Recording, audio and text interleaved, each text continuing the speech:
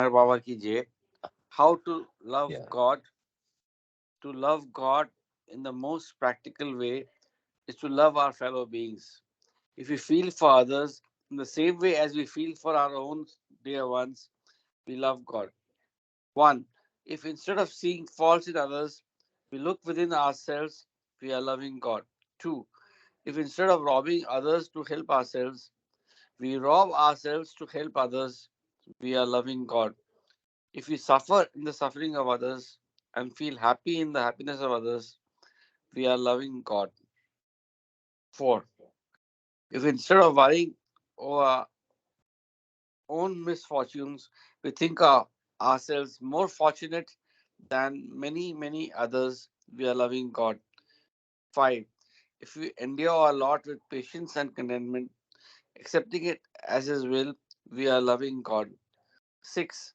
If we understand and feel that the greatest art of devotion and worship to God is not to hurt or harm any of His beings, we are loving God.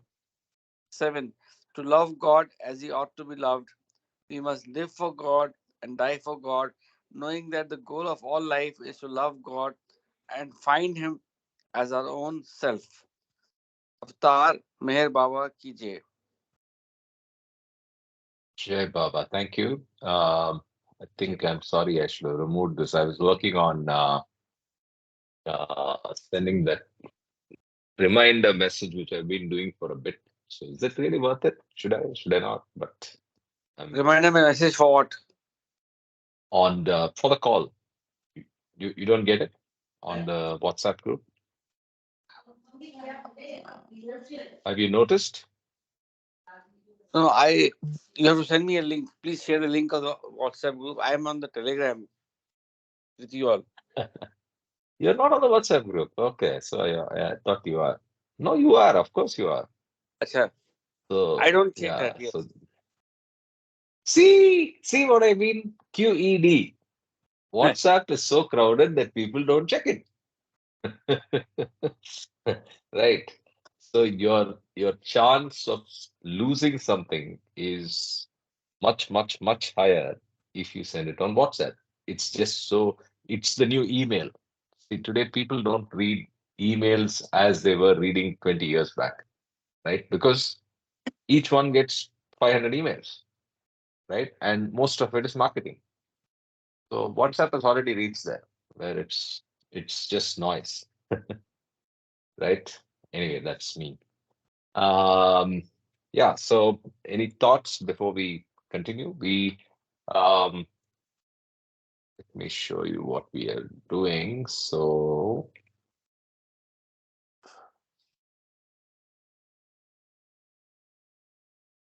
Sobs and Throbs. So we read up to page 40 the other day. So we finished chapters 3, 4, and 5. And we are starting today with chapter 6, right? Uh, Beyond the gross. So he set the stage for revealing those experiences in the last chapter, and also describing how it will be. I mean, what are the experiences that these kids were given?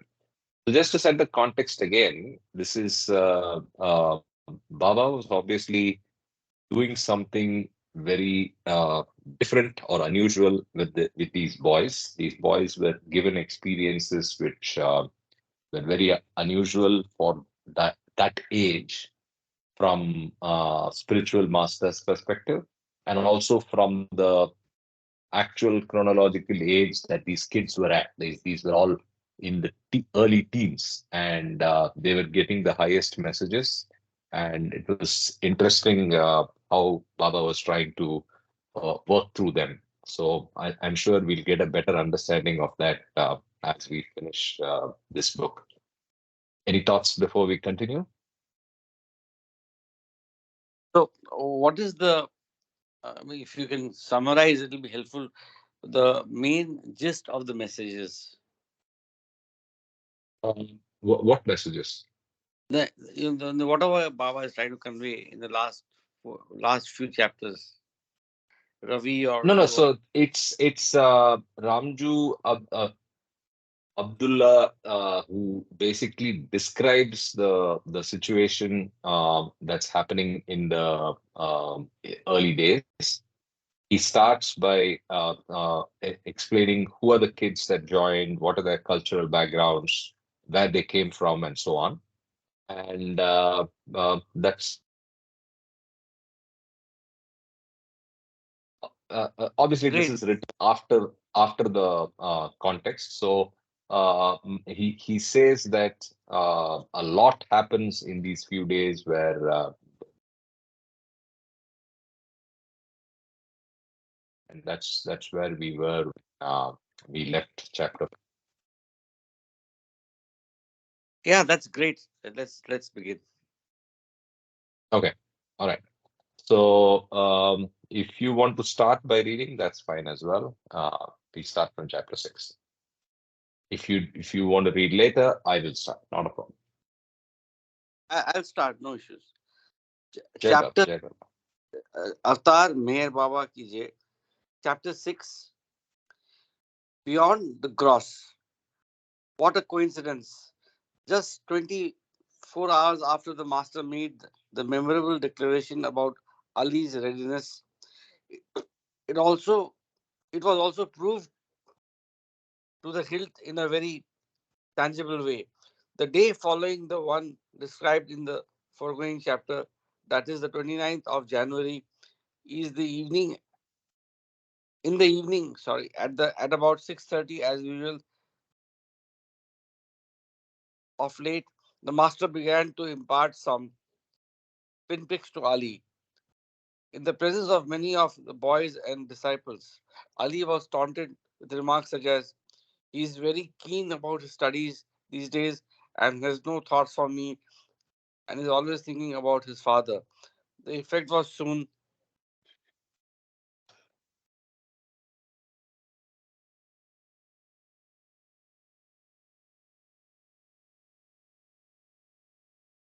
I think you muted yourself unknowingly, I think. I Okay, don't know. okay, I'm unmindful, sorry. The effect was soon evident. It was the first time that Ali lost control over his heart. Much as he tried, he could not help sobbing out loudly amidst profuse tears that were rapidly rolling down his cheeks. And at this display, which was very unlike him, the boy was so very exasperated with with a jump. He got away from the master's seat and began to run at random as fast as his legs could carry him. Mr. Al Fazeri, who happened to be standing nearby amongst the disciples, was by the master to follow him, and soon he overtook the boy. Zeri, with his excellent command over the Persian language and an inborn sympathy for these loving souls, generally always succeeded in restoring the composure of Ali and the likes. But this time, for all his attempts and persuasions, he failed to pacify Ali, and therefore he had to take the boy again to the master, who was as usual, seated by the window inside the upper room. But the proximity,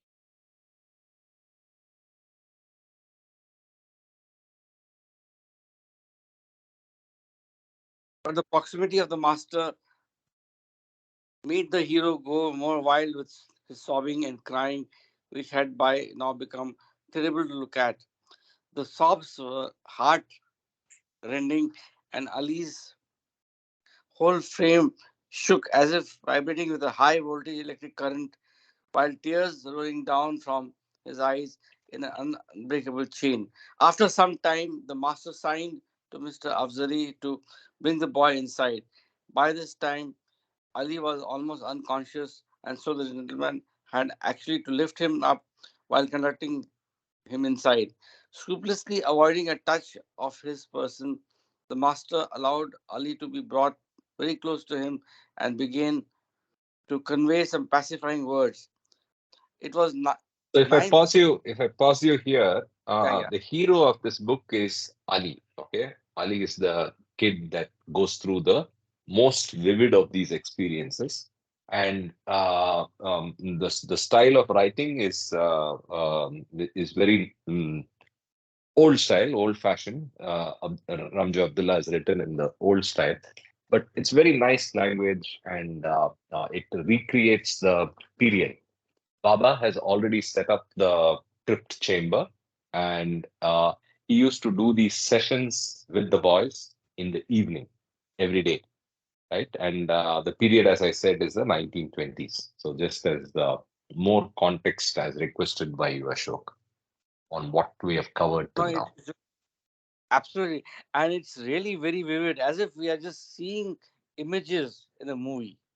It's very Very nicely written. Very, I mean, it's not as flowery and complicated like how C.D. Deshmukh writes, but this is more poetic and stylized. Very nice. You might have met uh, the junior Abdullah. I think, what's his name? See, there's Ramjoo Abdullah, who's the author of this book, and then I think he had his son, and he was Ramjoo Abdullah was Mandali, just as context. yeah. This is really well written, and it's vivid, as I said. Yeah, Okay, continuing. please, please. Continue. It was nearly 9:30 at night. This picking drama had continued for nearly 3 hours, and for all the master's demonstrations, Ali seemed beyond the capability of controlling his soul-stirring sobs. On the contrary, the situation was growing more acute every minute. The onlookers were turned into statues, speechless and breathless with wonder at the sight, especially when the boy seemed breathing his last amidst those terrible sobs. At this, the master left arguing with intellect to intellect and seemed forced to take recourse to the language of the heart. And did anybody hear it? No. Many saw it. It was a pat, an embrace, and a kiss. Let me tell you exactly how. The master gathered Ali up in his arms, patted his head, imprinted a silent kiss on his forehead, and then placed his head on the boy's heaving bosoms for 2 or 3 minutes and finished.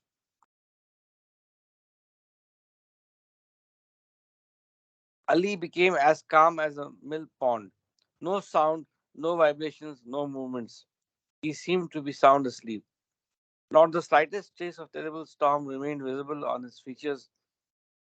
For about 15 to 20 minutes, he was left undisturbed.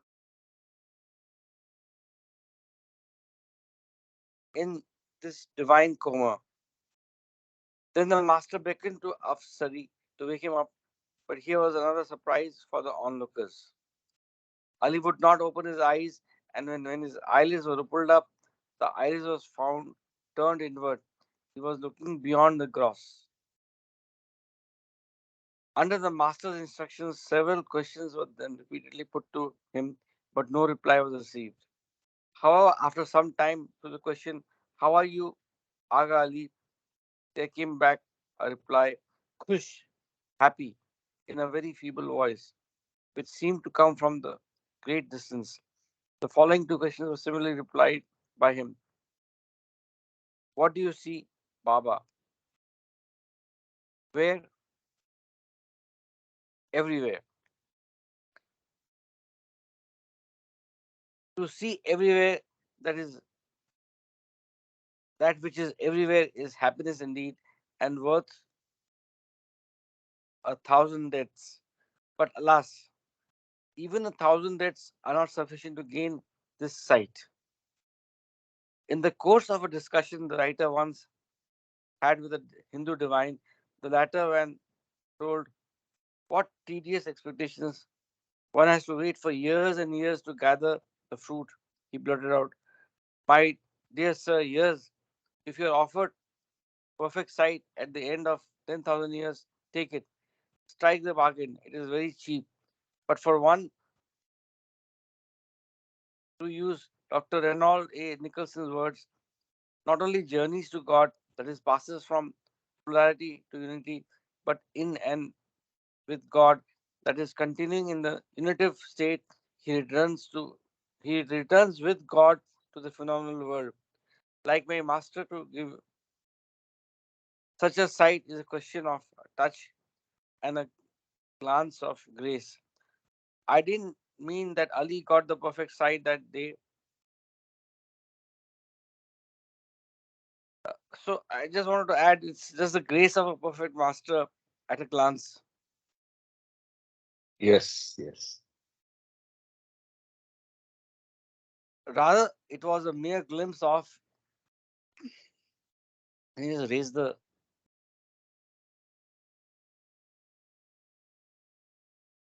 of that in capital, which is beyond the gross. But all the same, it was a genuine sight. S capital sight in italics and capital would mean something by the writer. To go into the details of the degrees of internal sight is not within the compass of this little book. Suffice it to say that Ali one day will get a perfect a sight as gazed by his more fortunate co-ashramite Abdullah, the Chota Baba, during his very during this very month of January 1928, when he received the final touch from the master, which no power on earth could withhold at the right moment. Maya, with all its devilish paraphernalia of war, will be helpless in the end, although it has for the time being succeeded in separating the moth from the flame. A Now lot to of analogies, lot of analogies here. Maya yes, and war and moth and the flame. See, the moth and the flame is a very big analogy that's used for the top soul and the divine, right? So where and more so in divine love context, where the moth actually gets destroyed by the flame and is drawn by it, right? So it's also a Sufi, strong Sufi analogy. So yeah, I think. So what do you think Ali is seeing? Is it has he reached the sixth plane? I What do think you this think is is happening? Manonash probably, Okay. or at least or at least a progression in the spiritual journey, and also he's getting uh, he's moving from, as he they have mentioned, from duality to unity, or let's say from duality to singularity. Yeah, It's quite plurality to unity as Renel Nicholson. Anybody recognize that guy, Renel Nicholson? I don't, but he's obviously a first-time reference in the Baba world and generally for me in even the spiritual literature. I've not come across Renel Nicholson, but he seems to be saying, I mean, his quote is straight Vedanta or Baba's message. He says, not only journeys, but for one, not only journeys to God, passes from plurality to unity, but in and with God. That is, continuing in the unitive state, he returns with God to the phenomenal world. So that is after reaching the Manona stage, you come back to the phenomenal world, whatever, temporarily, permanently.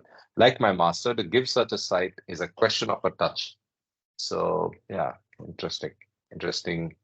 Uh, Karthik. It's worth highlighting or underlining that part. I think it's really, it's what I feel. yeah, sure. Uh,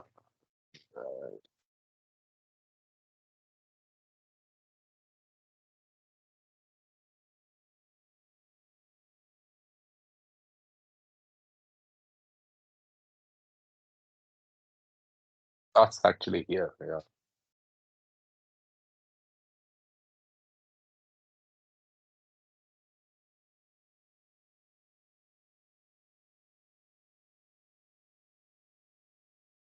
okay.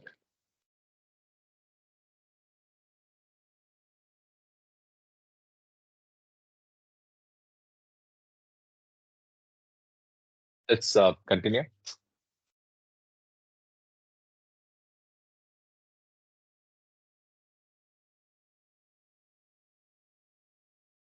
Let's continue from now to revert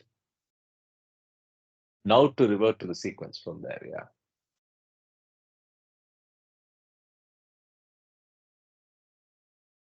Ashok, you are muted. Oh, sorry, very sorry. Now to revert to the sequence at the last reply of the boy everywhere, the master quickly signed for his removal. He was taken into the hospital and given some suitable treatment for the physical exhaustion and shock that he had incidentally been subjected to, and made comfortable on one of the beds there.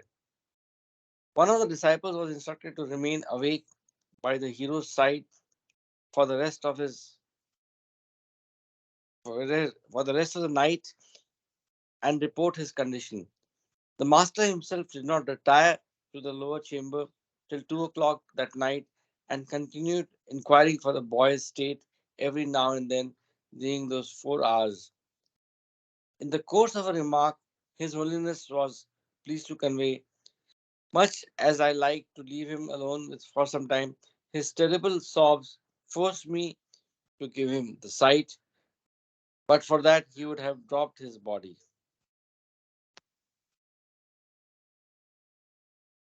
Karthik, can you move it? Wow. But for that, he would have dropped his body, says Baba. So much as I like to leave him alone for some time, his terrible sobs forced me to give him the sight. Again, Baba doesn't use sight that much, but he's used sight here. And he says, but for that, he would have dropped his body. So he did it as a way of saving his life. Absolutely. And so Yeah. that's a, I mean, that's a real, an example of the grace of the perfect master. Yeah, yeah. Compassion. Compassion, yes. Yeah. The next 3 days, Ali was detained in the hospital and kept under strict nursing. He looked well and moved about freely since the very next morning, but seemed dazed and dumbfounded, and there was a vacant look in his eyes while he did not take food We'll come back and see that for the for the first first 24 hours. 24 hours. You want to see the photograph? Yeah, yeah, yeah, yeah. So Chuta that Baba. is Chota Baba.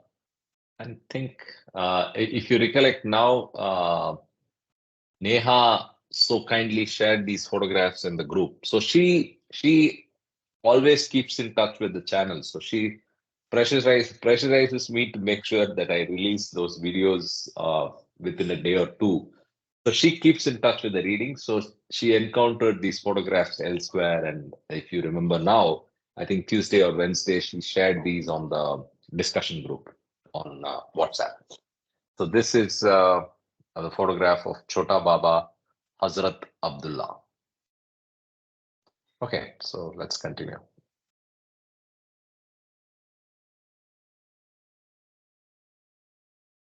On the third day, the 1st of February, a marked change came about Ali. In place of lethargy, keen activity was seen in his movements. Often he was seen running here and there all over the ashram ground as if in chase of something that was receding away from him, and looked very disturbed and ruffled. To a casual observer, the boy looked stark mad.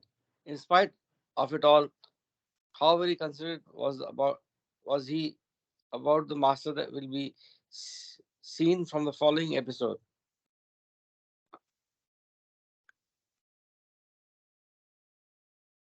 For the first time, the secular education of the boys had been neglected for some days during this upheaval of love.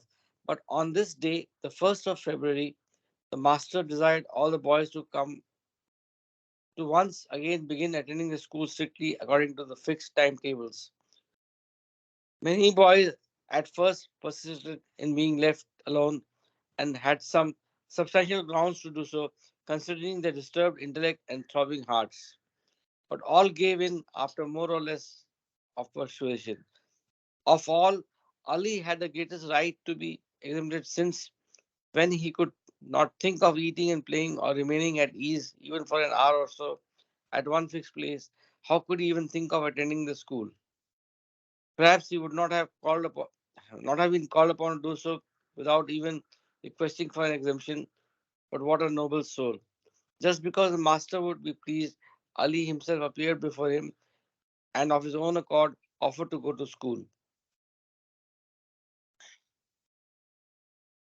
Only those who have a proper idea as to an ache in the heart and a stir in the soul would, to a certain extent, understand the significance of this sacrificial offering.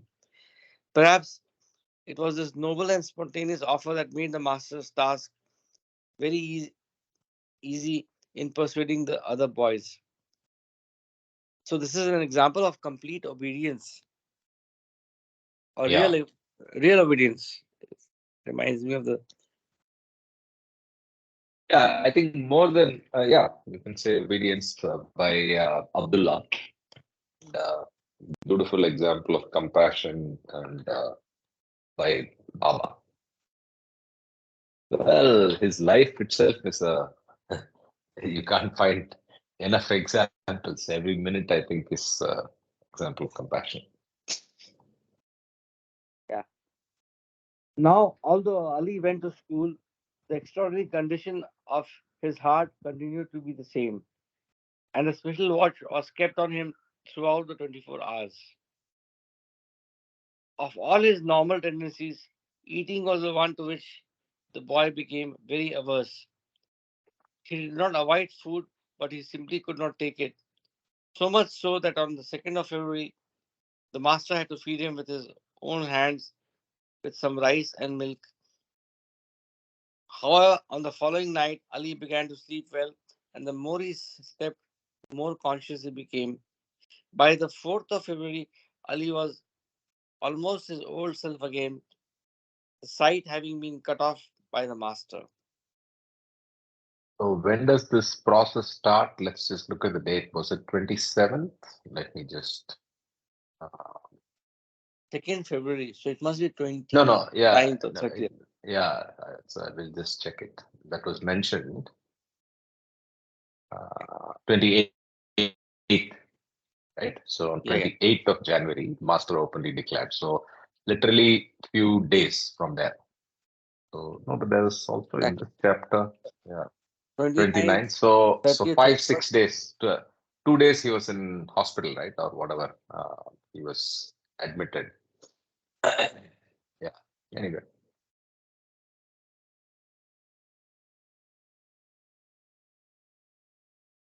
okay. Yeah.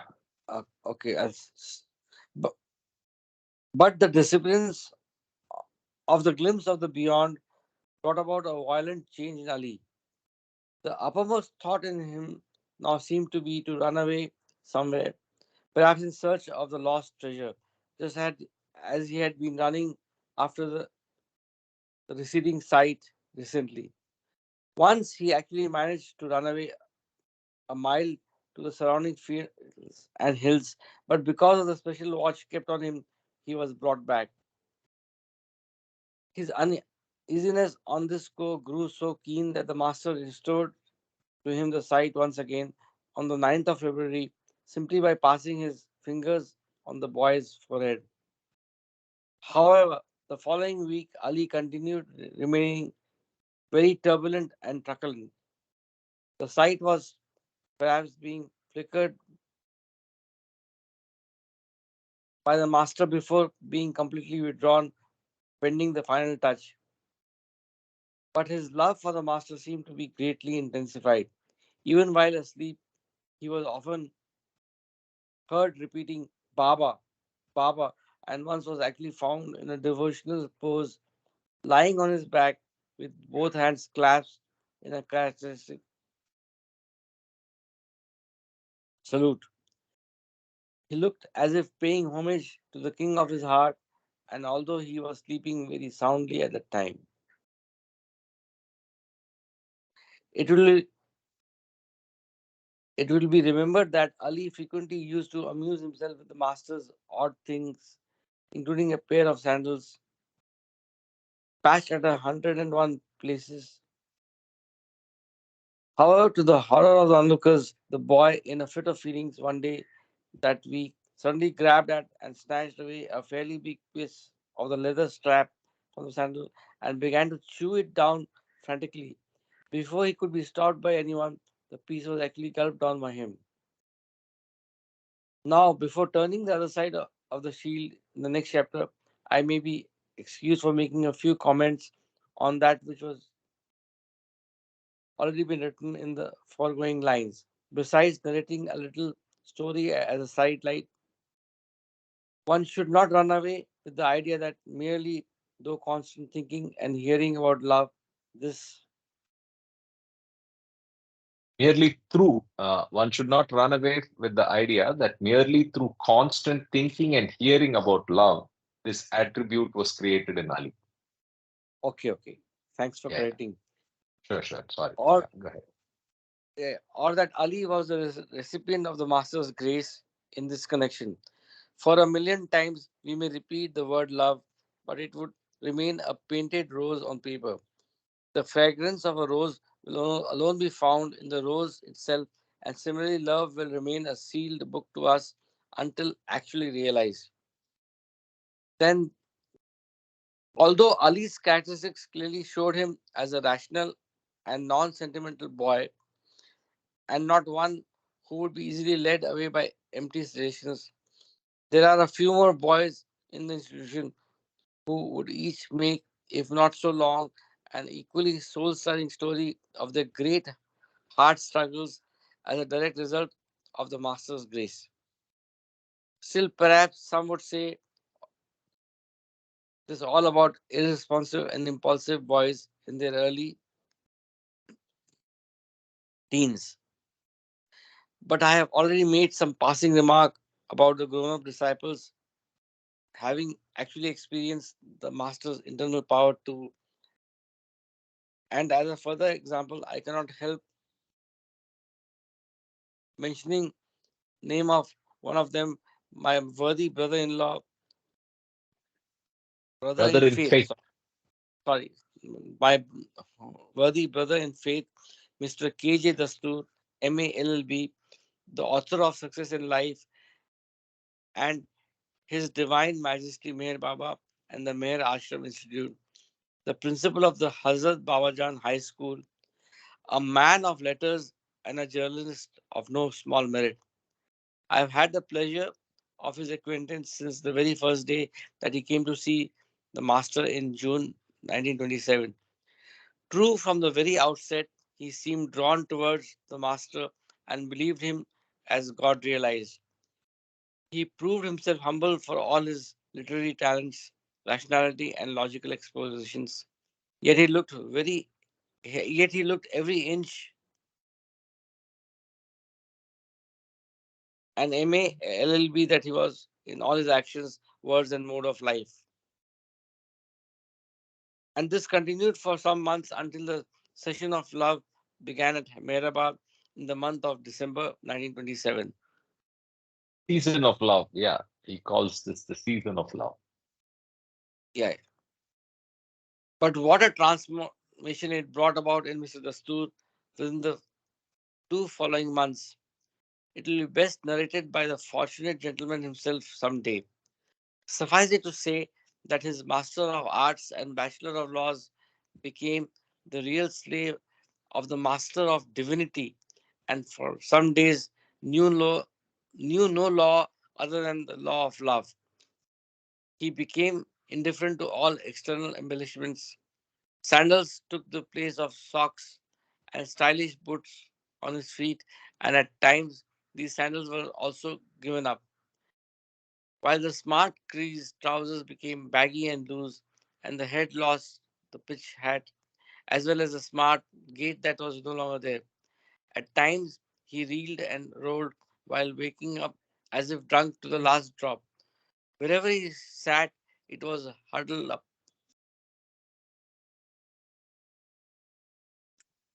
figure with the head buried over his throbbing heart.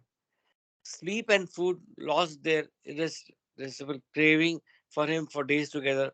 Instead, his usual pithy conversation, instead of his usual pithy conversation, he became silent to a degree and was heard chanting at odd hours some lines in praise of the master as a devout Hindu sings the bhajan.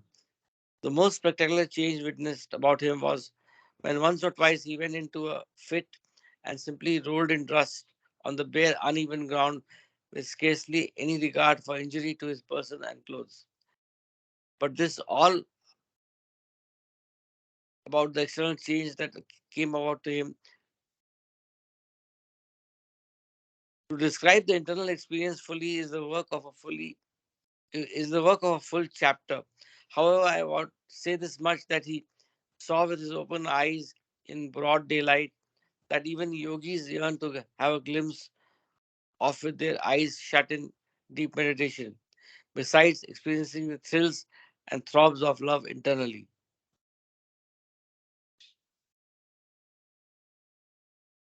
I have never loved anybody in my life and was quite free from this attribute until the master played havoc with my heart. To say I love him is not enough. Oh, let me wash those loving feet with the blood of my heart. And so on is but the gist of Mr. Dastur's remarks that he has been conveying off and on since being imbibed with the divine spark from the master. Long since Mr. Dastur has regained his natural composure, but his intellectual attainments are nonetheless poorer for his heartache. On the contrary, the divine throbs of his heart that continue to this date help him a great deal in his penmanship, which will one day surely thrill the literary world. As instead of believing the master to be God realized, he has begun experiencing him as such. He now leads a perfectly normal life, pure and simple. So just one thing which interested me was the master of divinity. So it's a new spiritual term I came across. Yeah. Yeah. So interesting chapter where we understand what, I mean, we don't understand, but we are just given a glimpse as an outsider as what this boy would have experienced. Um, and I don't know whether you all recollect during the infinite intelligence videos that I was sharing of what parts. What parts also refers to this period and especially these boys and the experiences and what Baba was trying to do with the boys, right? It's very unusual in that as Baba never talks about supernatural experiences or exposes his mandali or even uh, gives too much credence to all this, right? And here you see him actually quoting, saying, "I have to give him the sight," or some words to that effect, which was there, right? 2 pages back, there was a statement where Baba says that, which is very, very rare. Where was that?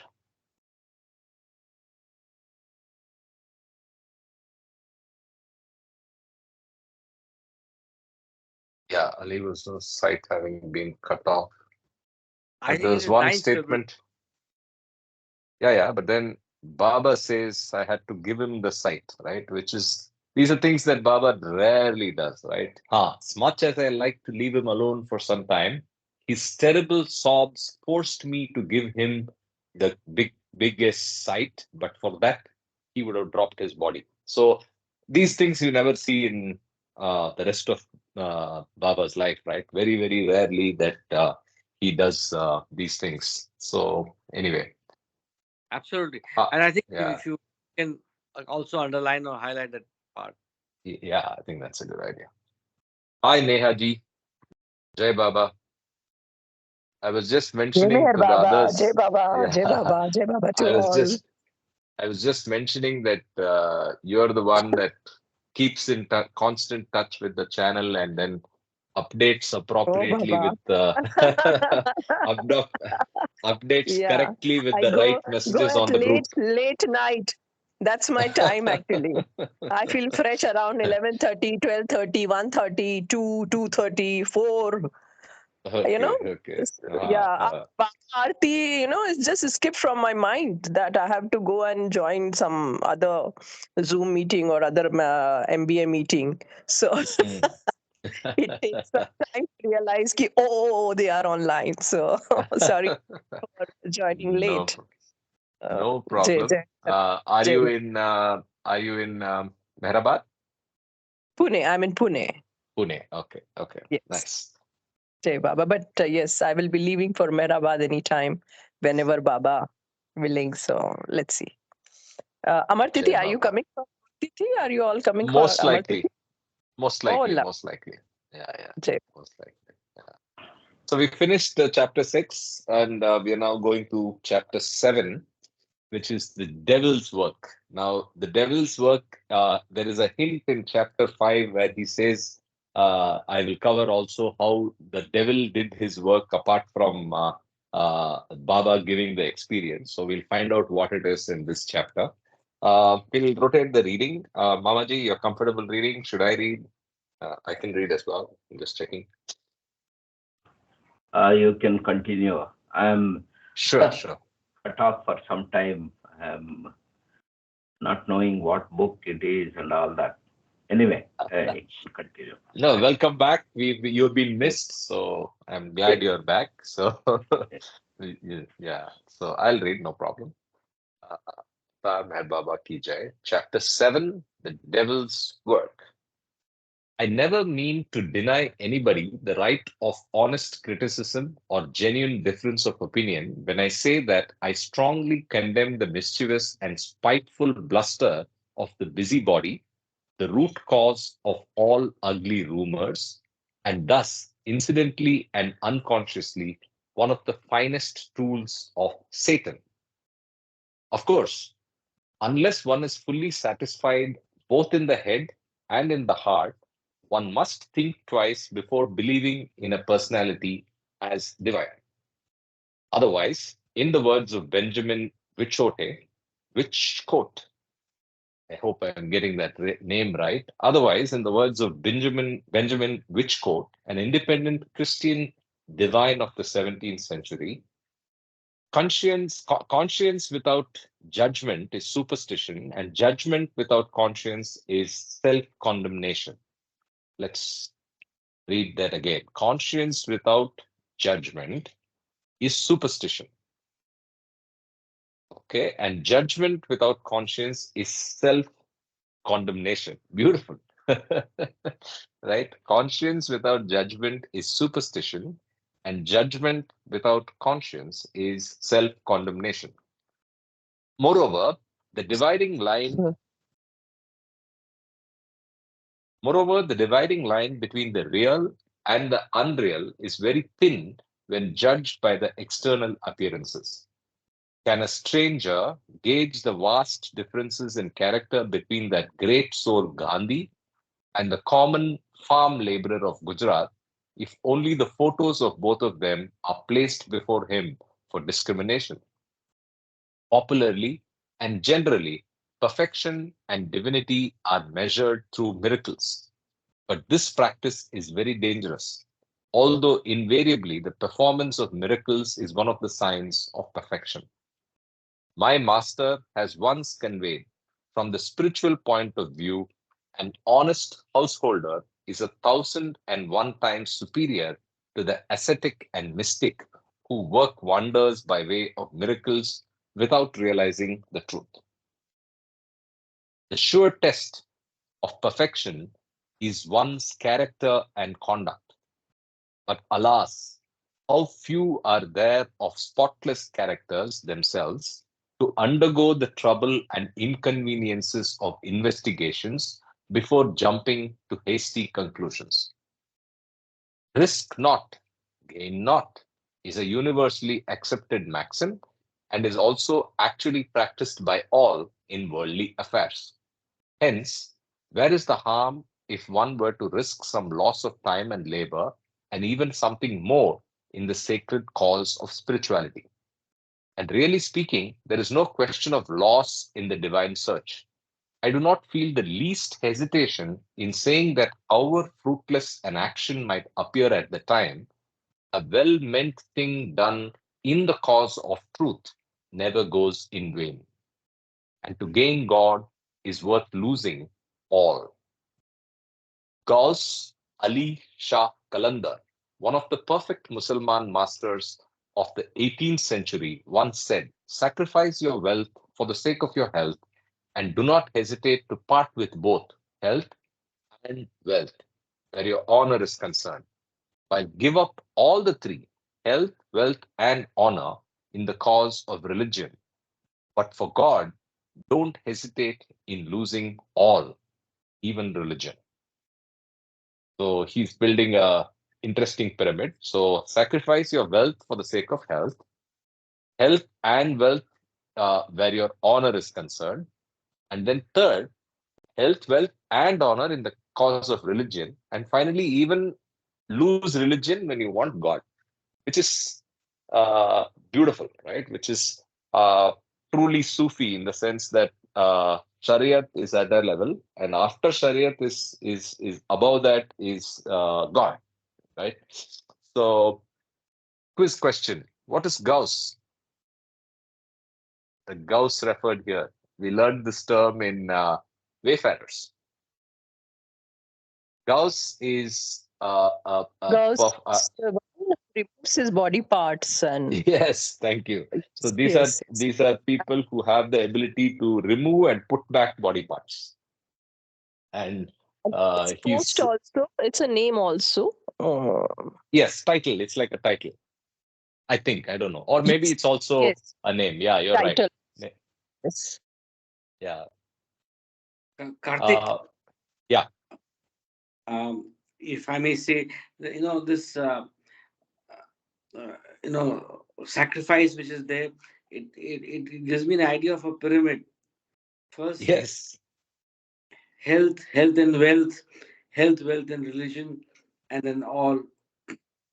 No, health, then health and wealth for honor, and health, wealth, and honor for religion, and health, wealth, honor, and religion for God. Beautiful. So we can have a inverted pyramid. You're the pyramid lover. Mama Ji remembers. Yes. So, I Here, was, yeah. here, what is the meaning of religion? So that's what I was saying, right? So if you look at the hierarchy that Baba mentions, I think in Wayfarers or one of the books where there is tariqats and Shariat. So organized religion. I mean, again, this is not Baba's words. I'm just quoting Gauss Chariot. Ali. Ha ha. Baba says Shariat is organized religion, rule based order, right? Rule based way to get to God, but that's only one level, right? And the tragic part is it drives by fear rather than law. I mean, fear rather than love, right? So it runs an order of obedience by fear or conforming to rules that help you become a better person. But then that's the wrong yardstick to use. The better yardstick is love, and that's all Baba has come to tell the world, right? Not just Baba. Even as Jesus, he gave the importance of love. Even as all the avatars have focused on love. But what happens typically is after a few years, there is a vested interest that creates a rule based order, which not only perpetuates the avataric message of that avatar, but also creates a structure which makes those people, those mandali, or not even mandali, because by then mandali is not there. You're talking 100 plus years after the avatar. So those people are motivated to get this rule-based order to perpetuate and make that solid. And I foresee that even in Baba's time that will happen. It's not happened now, but it will happen. Today we are still in the love, bliss, and the strong conviction on sticking to his word and understanding his word correctly. But there might be a time in the in the future where it degenerates. I'm using the word degenerate consciously to a religion representing Baba, which is actually a degeneration because we don't need it. Why I just asked this is, in this statement, there is a stress that we may need religion to an extent, but not beyond. That's the feeling of the author of that statement, Yes, and I yes. think, yeah, I think there is a role for religion, right? So, so if you look at society is also a construct that is required. Laws Yes. are a construct that's required. For why? Arguably, you can say you don't even need society. If you're a spiritual person, I just do what is right, and I do uh, action and inaction as governed and requested, as defined by Baba. The intelligent action and proceed with no relevance to society. But it's very impractical and difficult on a day-to-day basis, especially when you're living in the phenomenal world and discharging responsibilities. So if you're conforming to societal structures and law, then you can also conform to religion, and because that religion will make you a better person, make you. I mean, it's an extension of the societal structure, right? So you do things in a predictable manner. You do. I don't want to use the word ritual, but religion is invariably linked to rituals, right? So you will also do rituals that bring a level of predictability and discipline, but hopefully you use those rituals to go beyond and go to the true meaning and values of those rituals, because all of them have very good meaning. You take Muslim rituals, take Hindu rituals, you take Christian rituals. There is a deeper significance that is lost upon us, and we get lost in the ritual itself. So I think in that sense, yes, there is a role for ritual, I mean religion, but one has to look beyond. Yes, yes. Absolutely, Karthik. From rules, norms, and religion are basic structures given to the society to be on the path. So it's Hmm. just a tool. It's just a tool and or a bridge, and it should be left at that. And I think going beyond all this, Baba has given us the message of love, which is far more superior to all this. You just have real love, and and that's it. Correct. It So is to at, at, categorically respond to, yeah, sorry, go ahead. Finish what you're saying.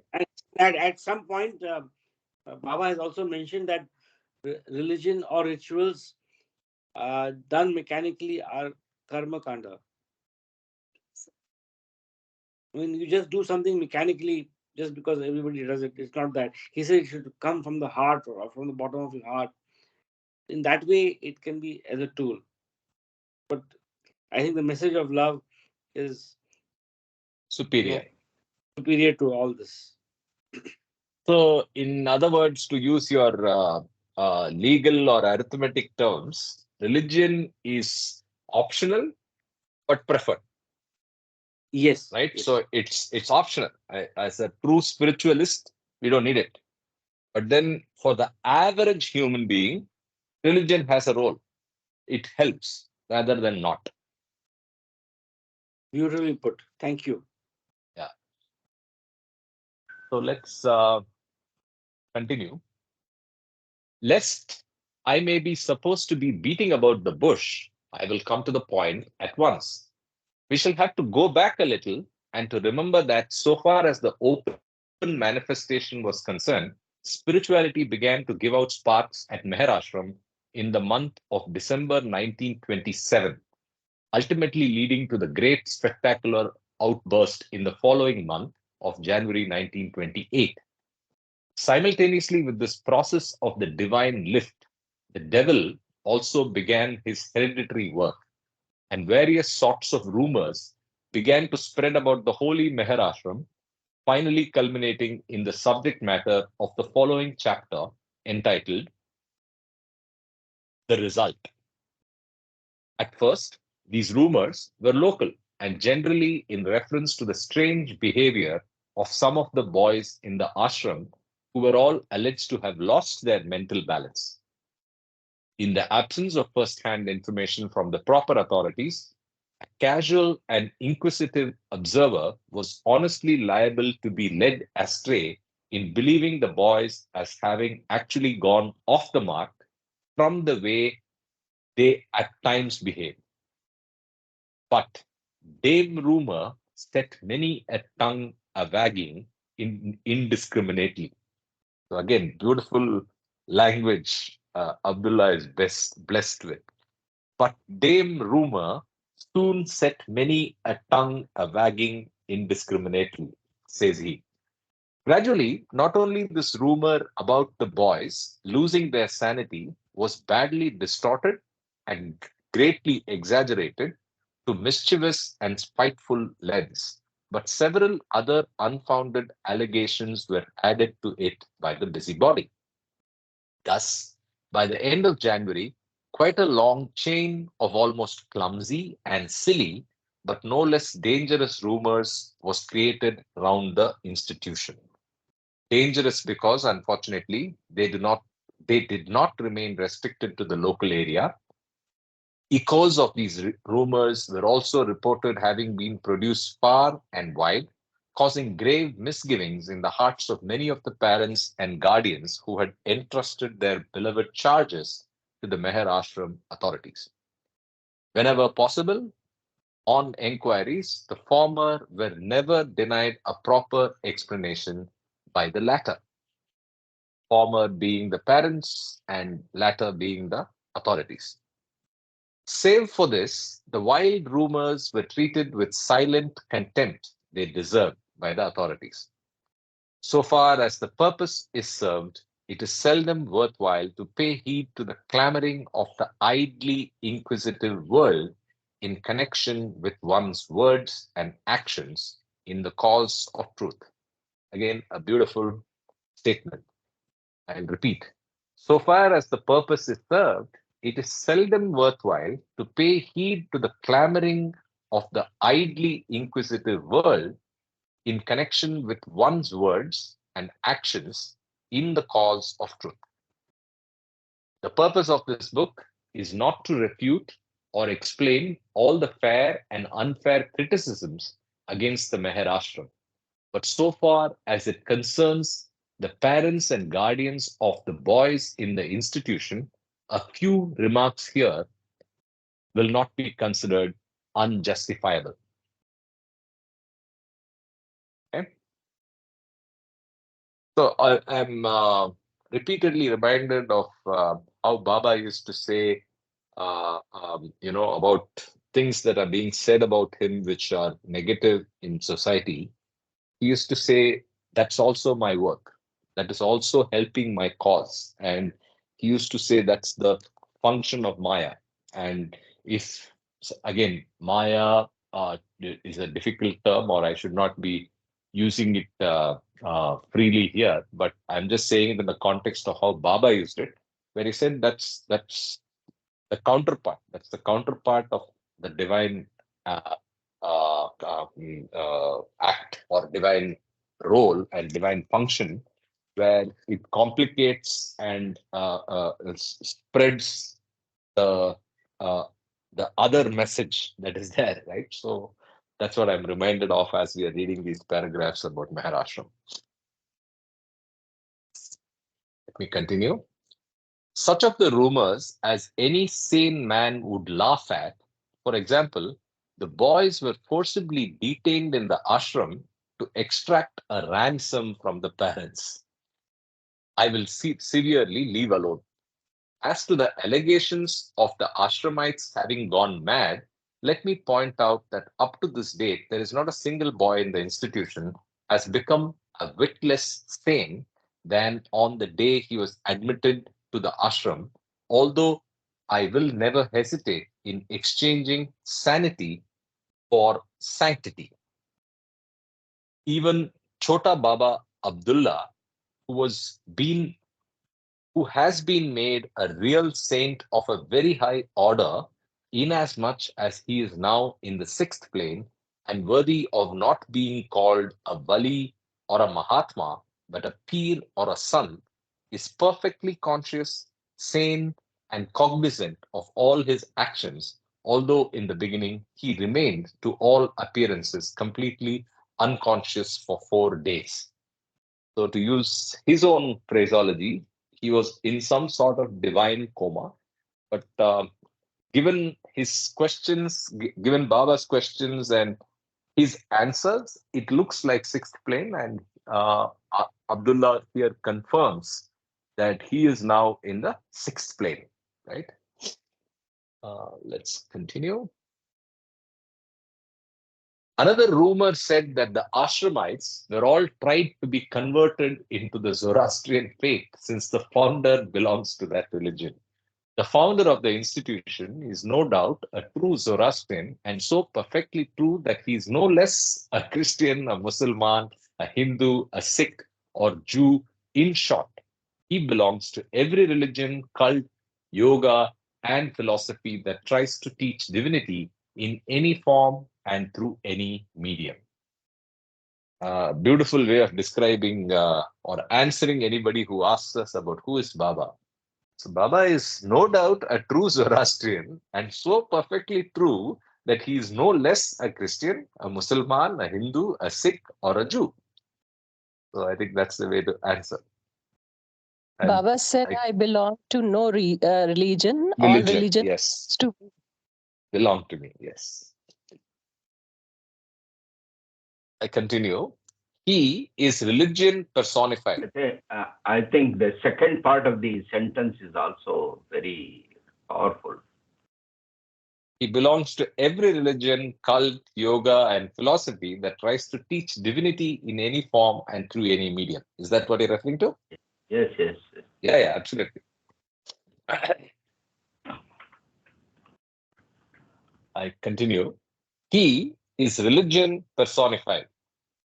What sent the majority of the Mughal parents into a fit of the blues was the rumor that all the Ashramites were forced to pay obeisance to the master to the length of placing their heads on his feet, which amounts to a sajda. Sajda is prayer, and it is blasphemy in Sunni Muslims or in traditional Islam to offer obeisance to anybody living, because the only one worthy of being prayed to, being offered sajda, is Allah, the formless. So you cannot have a human be deserving of sajda. So that's what is causing them uh, um, a fit of the blues, to use his expression. I continue. I do not belong to that school of thought in Islam that forbids the sajda e tazima to one's sheikh, the spiritual guide. And for me, there is no better musalla, that is a prayer carpet, than the august feet of Meher Baba. But I emphatically deny this charge that far short of the Muslim boy, any boy in the ashram is forced to bow down to the master.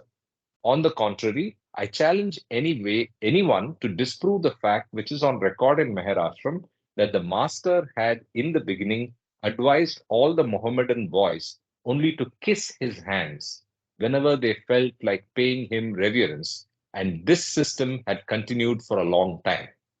But the boys themselves were not satisfied with it, and just as they were not forced to bow, they were also not forced to desist from it.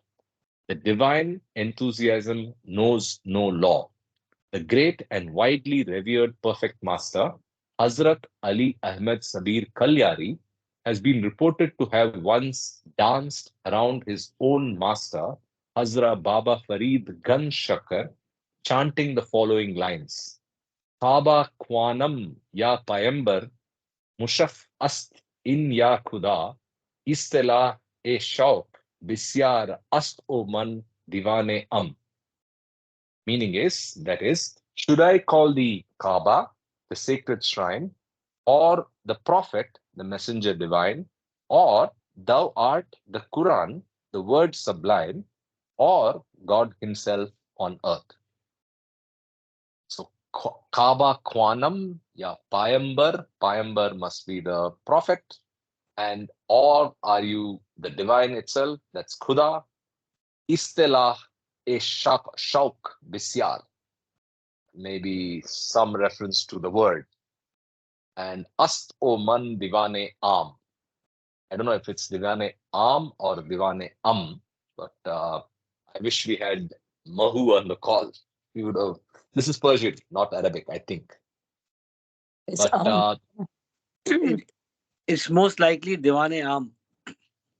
Am, right? Yeah. That means the common. Diwane Am means the common man. Or Yeah, common. that's Akbar history, but that may not be the reference here. We don't know. Acha, I heard Nehaji say something. She muted a little early, so the whole word didn't come. um Okay, that's what it's not yeah. And also, I think they have used diacritical marks for pronunciation. So Kaaba is spelled with a single A, but there is a diacritical mark on the top. So if that was the case, here we should have had a diacritical mark above. So it's more likely Nehaji's version of Divane Okay. Anyway, the other point I wanted to make was I hope we remember Ganj-e-Shakkar from Discourses.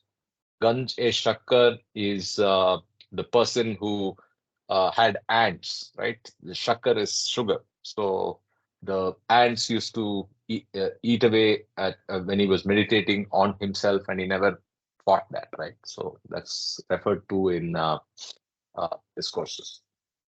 I continue. The phraseology also of love. Yeah, go ahead. also Karthik, Mughal is the name of a city. The way it's Okay. spelled here, it's the name of a city, and not the Mughal. It's not that Mughals. That is, the Okay. spelling is different here. So Hafiz Guru, he was from Mughal, and Yeah, coming a in boy fact, from that city is very interesting, mhm, very symbolic.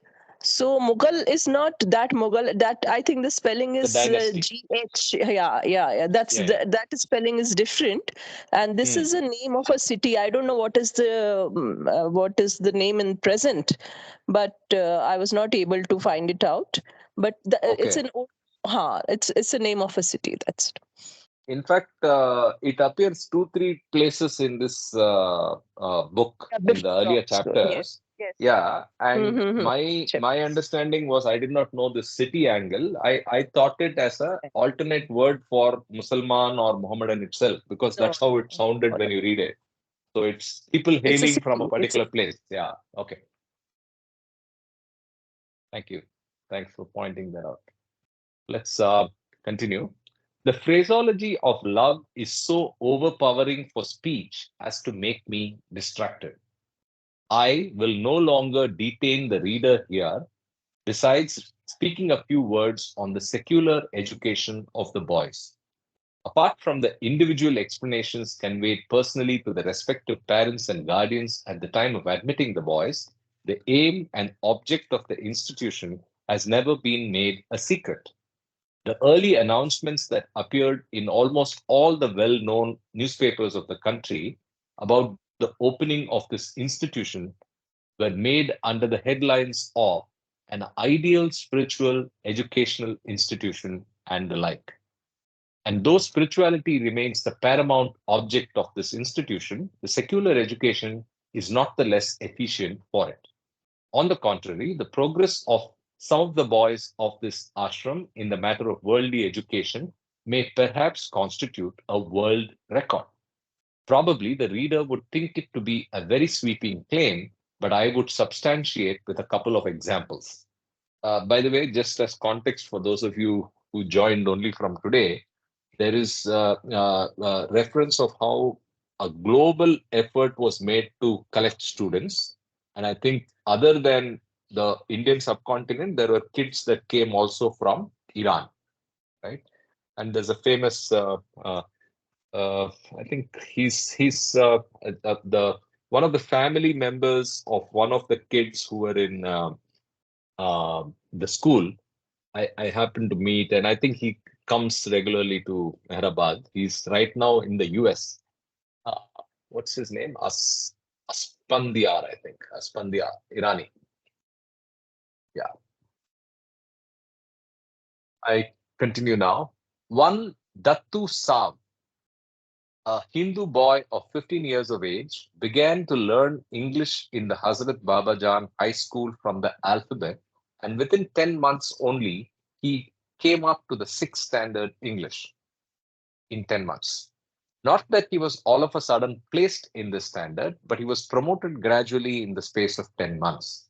And I would like to add that with all the other boys of his standards, he too was strictly examined by competent teachers before being promoted to the higher standards. And they followed the curriculum of the Bombay University. The marks gained by this boy when he was in 5th standard English in the promotion examination that was recently held on the 10th of September 1928 are as follows. There's the whole marks card reproduced. He gets 36 in English text, 38 in English general, out of 100 respectively, and arithmetic and algebra he gets 45 and 21, and geometry 35. All of those are 50 out of 50. And then history, geography he gets 34 out of 100. Science, second language Sanskrit 70 out of 100, and he gets hence a 279 out of 550, roughly around 50%. As a second example, I would cite the case of my own son, Muhammad Usman, Dadu, aged 9 years. For 2 years, he was attending one of the first class schools in Pune, besides getting private tuition before being admitted to the Meher Ashram in the month of February 1928. Without going into the details, I would say this much, that in 2 months, he made such a decided progress here that he had not done in 2 years there. I mean, no miracle, although the progress is undoubtedly miraculous. But this speaks for the efficient teaching and tuition here. And no wonder that for the average 100 boys of the school, there are no less than 20 competent teachers, out of who 3 are graduates and 7 undergraduates of the Bombay University, besides many non-matriculates. While the majority of them not only worked for the sake of ordinary duty, but with the prime objective of rendering direct service to the master, and therefore they put their heart and soul in their duties. Over and above the daily school periods for 5 hours, the boys are made to study for nearly 3 hours every day, while extra tuition is also given to the very promising ones amongst them. In short, the institution provides a rare chance for the boys to cultivate and develop their respective secular and spiritual faculties to the full. To return to the theme proper, these rumors gave rise to the possibility of some of the boys being taken away from the ashram before their terms were finished by such of the guardians who may fall victims to the rumors and believe them as facts on the impulse of the moment. This was a very deplorable prospect, and where the boys who had been affected with love were concerned, it was also dangerous. To be suddenly removed from an atmosphere in which their hearts had become harmonized was likely to impair their health and intellect. The reader may well imagine the consequences if perchance Ali had been taken away on that fateful night, the 29th of January. Perhaps it was to precipitate the impending troubles or to ascertain precisely as to which of the boys were likely to be taken away, or it also may have been to impress upon the guardians likely to go back on their sacred promises that the master, in the first week of January, advised the authorities to take the consent of the parents and guardians of all the boys in the ashram afresh on duly stamped bonds in place of the existing plain agreements of their free consent and promise to let the boys undisturbed for 5 years. Steps were immediately taken, and with it, matters began to take a new turn. Some parents were found steady enough to stick to their words and honor their promises, and readily corroborated their original agreements by signing the new bonds. Some did so after great persuasion and explanations. Some asked for time to consider the matter, and a few began to show open hostility to their own words of honor. Thus, the divine atmosphere of the Meher Ashram began to get affected with the devil's workings, and somehow it was felt that a rift in the lute was imminent. But the expected happening, the sorry, the but the expected happened very soon. Just as the master had began to convey through the usual signs about sending a representative of the ashram to Europe to invite the Christianity of the West to participate in the divine lute, capitals, on the 25th of January, two of the Hindu boys of the institution were taken away by their respective parents without paying any heed to the importunities and persuasions. 2 days later, yet another 4 Hindu boys were forced to leave this fine institution by their respective guardians. The 30th January witnessed the exit of the first Mussulman boy being snatched away by the devil in the shape of prejudices that, for all the explanations of the authorities, could not be dislodged from the minds of his guardians. The advent of February did not improve matters. On the very first day of this fateful month, another Hindu boy was made to miss the opportunity of his life and was taken away from the fold of the blessed. These rapid exits caused no small consternation among the ashram workers, yet happily, so far as the affected boys were concerned, there was no definite sign of any trouble. On the contrary, the question of some of them, including Ali's, was already decided. On the 30th January, the authorities received a letter from Ali's father in reply to their request for a fresh bond of agreement, saying, "The boy is yours, entrusted to your charge with full faith. No objection to your training him as best as you think." What a coincidence! The reader will remember that on the same day, the 29th of January, that this letter was written, Ali began to see beyond the gross. By this time, Mr. Rustum K.S. Irani, the eldest son of Khan Sahib Khaikushru S. Irani of Ahmednagar and one of the master's earliest and beloved disciples, was instructed to prepare himself for a visit to England and a few countries on the continent to personally invite the youth of the West to take advantage of this unique institution, the Meher Ashram. Accordingly, the latter finished all the necessary arrangements and returned to Mehrabad on the 16th of February to report the same to the master. But the very next day, the devil's work brought out its result. So let's go to the next chapter. The result. Okay. So, Kiran, you want to read for some time? If you're comfortable? Maybe he's away. I will read. I'm driving. Yeah, no problem. Continue to be on the call. Maman is happy to read. Yeah, Baba. I will read. Sure, please go ahead. Chapter 8. Chapter 8, the result. The devil played the trump card on 17th February 1928, the 99th, 59th, and 26th day of Master's self-imprisonment, liquid fasting, and remaining only on water respectively. Rumors had at last penetrated even into the Mughal community in right earnest. So here Mughal Yeah, community. here, correct. So again, it looks like it could also mean Muslims, but maybe there's more to it. Yeah. The elder brother of one of the most promising of the Mughal boys in the ashram, Muhammad Hussain, appeared on the scene that morning with trouble glistening grimly in his eyes. In place of his usual smiling face, remarkable civility and respectful inquiry for the master, he greeted the ashram authorities with this curt sentence, "I have come to take away Muhammad Hussain." It was a simple sentence, yet enough to send a shiver of horror into the hearts of the authorities concerned in view of the boy's fine readiness for the reward of love from the master. The more the man was tried to be explained and persuaded, the more silent and reserved he became.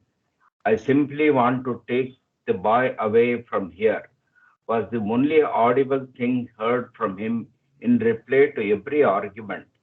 He would not even say what his supposed grievances and complaints were. While for that poor boy Muhammad Hussain, the advent of his brother was the appearance of the messenger of death. Holy horror was only too visible on his twitching features to be missed even by a casual observer. Still hoping against hope, the enraged brother was somehow detained the whole day by the Meher Ashram authorities with a view that perhaps he may get cool enough after seeing for himself the ashram life and may express his objections. But all this proved of no avail. The man remained adamant to the last. It was as if, in the language of the Holy Quran, God had sealed all his faculties against reason and truth. Much as all wished to avoid the final blow to the poor boy, there was no escape from it.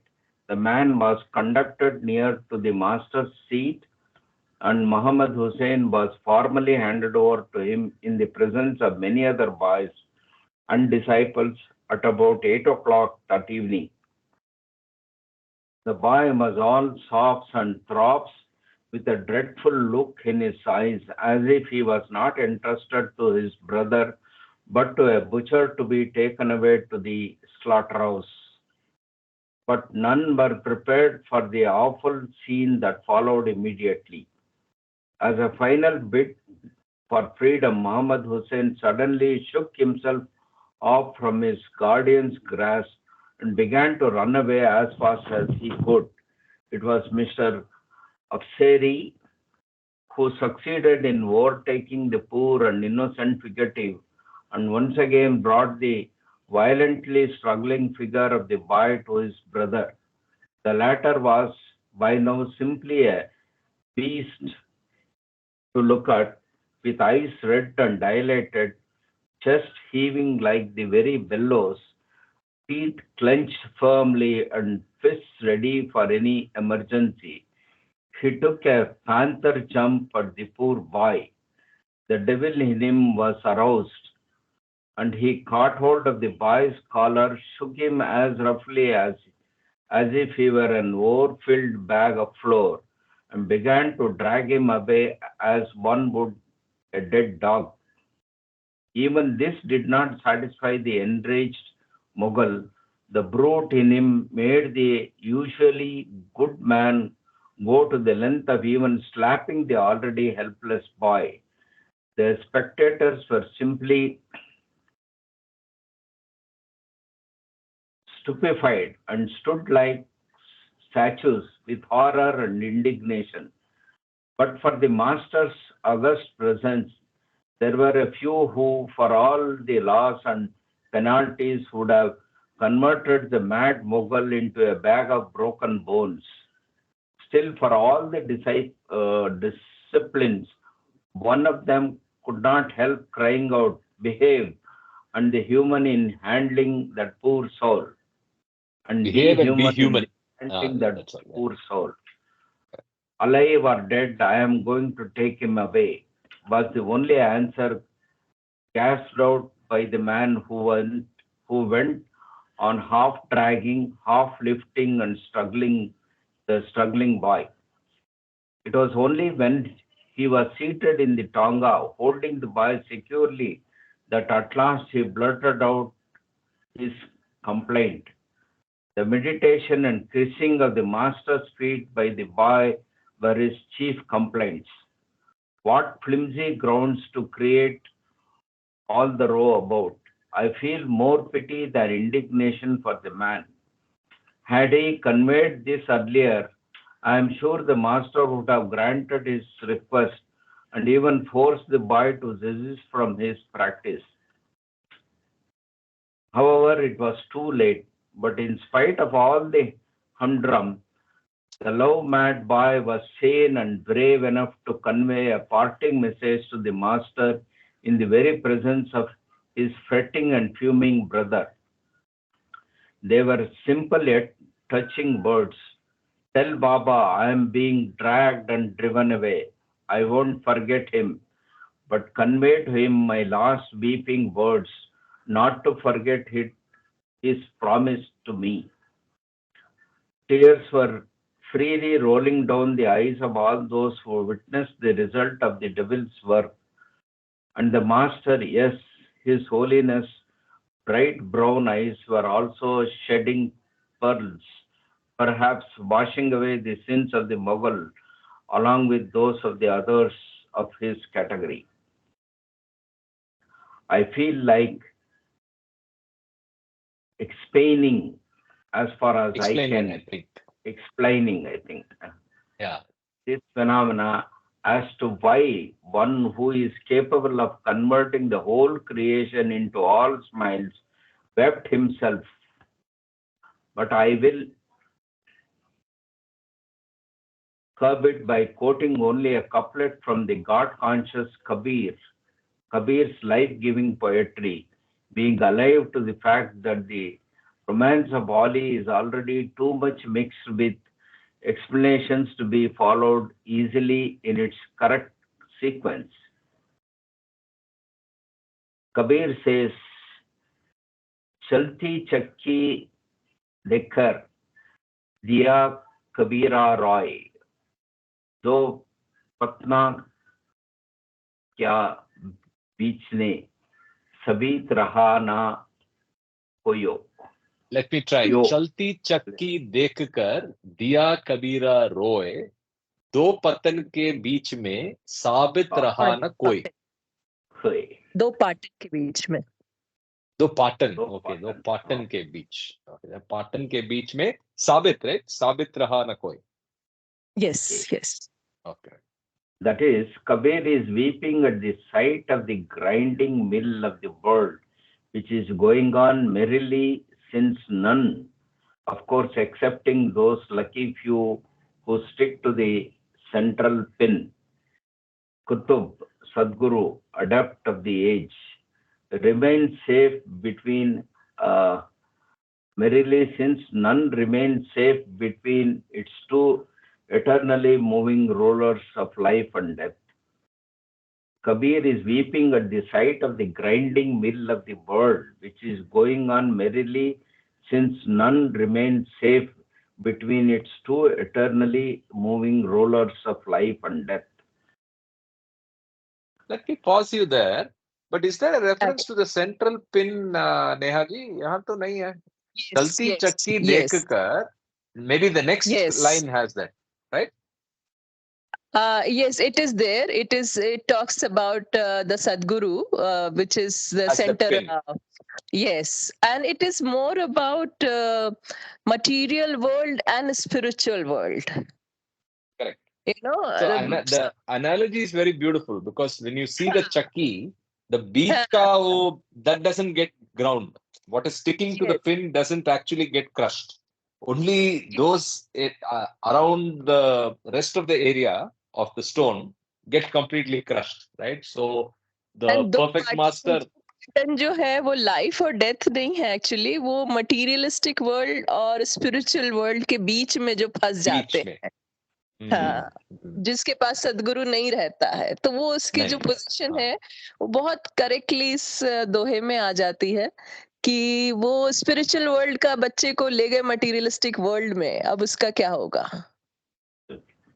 Correct. Very beautiful. Yes, yes. Correct. Is there any maybe we should try to trace this Muhammad Hussain? Maybe there is some way of him being continuing to connect with Baba. I don't know, but yeah, that's something to think about.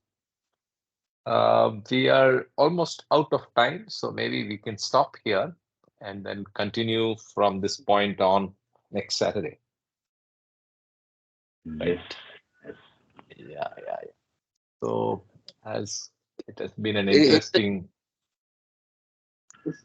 It's a phenomenal journey. Thank you, Karthik and everybody.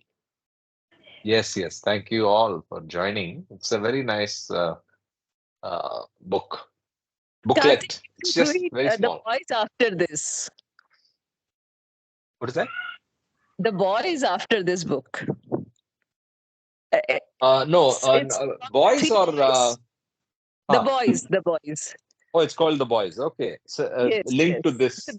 I was thinking of the Three other boys, book of. and where are they today? What are they? Their journey, their entire journey. It's all about their entire journey. So it's really, Okay. really, it's an extension of this book actually. Okay, great. There's another book by Ramjoo Abdullah that I was thinking of.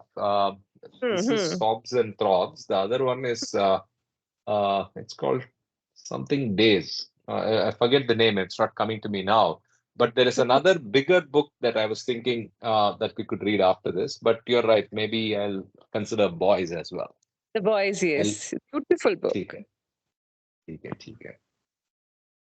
Okay, so we'll wrap up here, and tomorrow we do discourses. Look forward to seeing you all, and Jai Baba, and enjoy Saturday. Jai Baba. Jai Baba, Mama ji. Meher Baba ki jai. Jai Baba. Jai Baba. Jai Baba, Meher Kiran, Jai Baba, Mama ji. Neha. Jai Baba, Neha ji. Jai Baba. Jai Baba. Jai Baba.